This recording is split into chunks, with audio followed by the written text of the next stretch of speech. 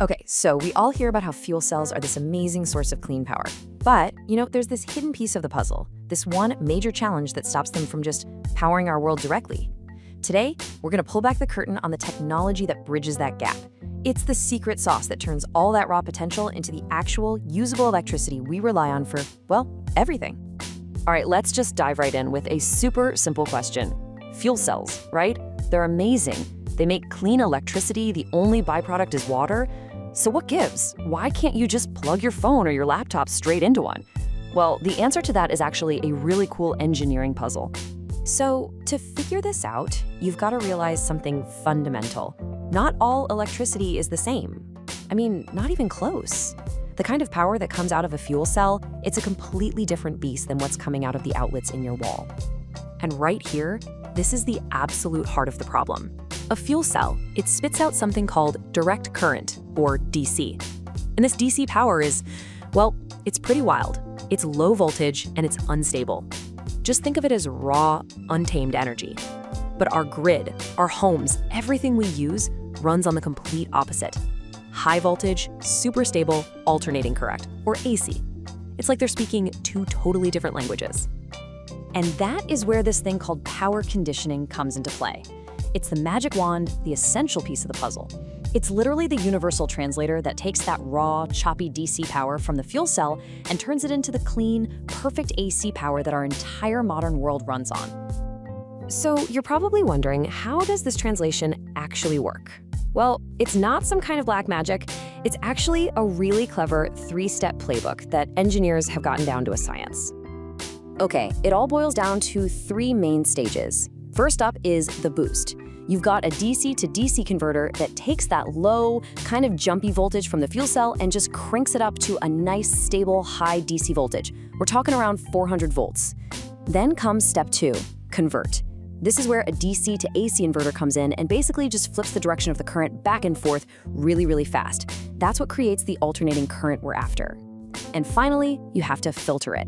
An output filter steps in to smooth everything out, getting rid of all the electrical noise and giving you that perfect, clean wave of power your devices love. All right, so now we know the playbook.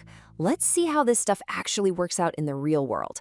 And we'll start with standalone applications, situations where you're totally off the grid, and believe me, every single watt of power is precious. Yeah, think about something like a remote cabin, or maybe a super critical backup system for a hospital. In places like that, efficiency is everything. You absolutely cannot afford to waste any power. And that pressure, that need for ultimate efficiency, has really pushed engineers to come up with some brilliant designs. So this really boils down to two main approaches, and it's a classic engineering trade-off. You've got the old school way, which uses a big, heavy, low-frequency transformer.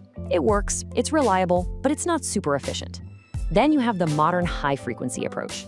This one uses a much smaller, lighter transformer. It's a bit more complex for sure, but the efficiency gains are huge. And you can see that difference in performance. I mean, it's right here. The older, low-frequency design clocks in around 88% efficiency, but the newer, high-frequency design, that hits 92%. Now, I know what you're thinking. 4%, what's the big deal? But trust me, when you're relying on that power, that 4% is the difference between making it and not. It's a game changer. Okay, so that's the story for standalone systems. But what happens when you're not out in the middle of nowhere? What does it take to connect a fuel cell to the main electrical grid to become part of the whole system? Well, this is where fuel cells get incredibly flexible. Thanks to power conditioning, they can play all sorts of roles. They can be a totally silent, clean backup generator, a UPS.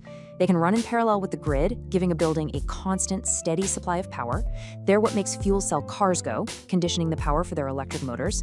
And they can even pump clean power back into the grid for other people to use. But it's not as simple as just plugging it in. The electrical grid is, well, it's a tricky dance. There are all these rules. For example, think about when a big piece of equipment, like an elevator motor, starts up. It needs this huge initial surge of power. It's called inrush current. A fuel cell on its own just can't deliver that kind of punch. So you need some seriously smart engineering, special circuit breakers and things, to make sure the fuel cell and the grid can play nicely together without causing problems. But this technology isn't just standing still. The next frontier, the thing that's getting everyone really excited, is creating hybrid systems. basically pairing fuel cells with other power sources to absolutely shatter efficiency records. And probably the most promising of these hybrids right now combines a high-temperature solid oxide fuel cell, or SOFC for short, with a gas microturbine. Now get this. The SOFC runs incredibly hot, right? And all that waste heat, instead of just disappearing, is used to power the microturbine. It's this beautiful, symbiotic relationship where they literally help each other run better. And the payoff here is just incredible. We're talking about a potential power generating efficiency of over 60%. Now, to put that in perspective for you, that is a huge number in the world of power generation. It makes these systems one of the absolute cleanest and most efficient ways to make electricity from any kind of fuel, period. So let's look at how they share the load in a system like this. The solid oxide fuel cell does most of the heavy lifting. It produces about 80% of the power. Then the microturbine comes in and cleverly scavenges all that leftover heat that would otherwise be wasted to generate that last 20%. It's a system that's just brilliantly designed to squeeze out every last drop of energy. And look, this isn't just something stuck in a laboratory. This is real. Companies like Fuel Cell Energy are already working with the US Department of Energy to scale this up into massive 40-megawatt hybrid systems. We're talking about power plants big enough to power tens of thousands of homes.